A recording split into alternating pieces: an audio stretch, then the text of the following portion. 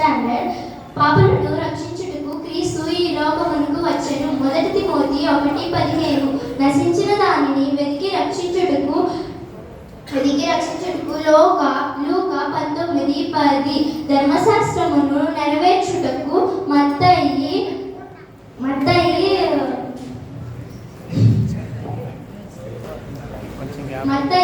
7:15. సత్యమును గూర్చి సాక్ష్యం ఇచ్చుటకు యోహాను 18:37-38. పరిచారము చేయుటకు మార్కు 10:45. అపవాది క్రియలను లయపరచుటకు క్రీస్తు ఈ లోకమునకు వచ్చెను. యోహాను 3:8.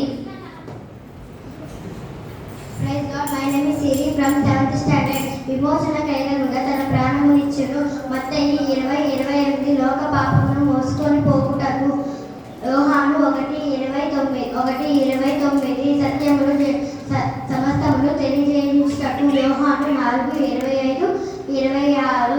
లోకమును రక్షించుటకు యోహాను 3:17. తండ్రి చిత్తము నెరవేర్చుటకు యోహాను 6:38. ఆదాము దోషము తీసివేయుటకు మొదటి కొరింథీ 15:22. మరలా వచ్చి మనలను కొనిపోవుటకు యోహాను 14:3. లేఖనముల ప్రకారము ప్రభువు పరమును వీడి లోకమునకు ఏతించెను.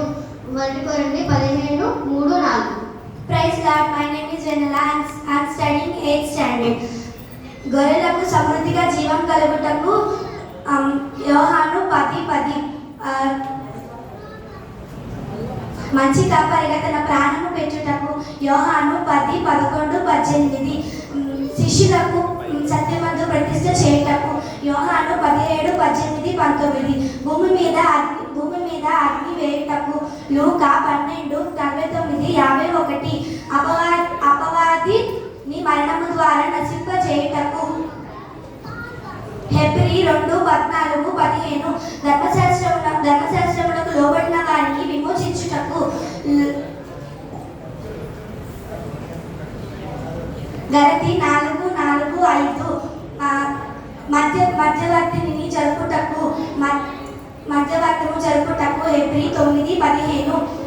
ధర్మశాస్త్రము శిక్ష నుండి తప్పించుటకు హెబ్రీ రోమా 8:1.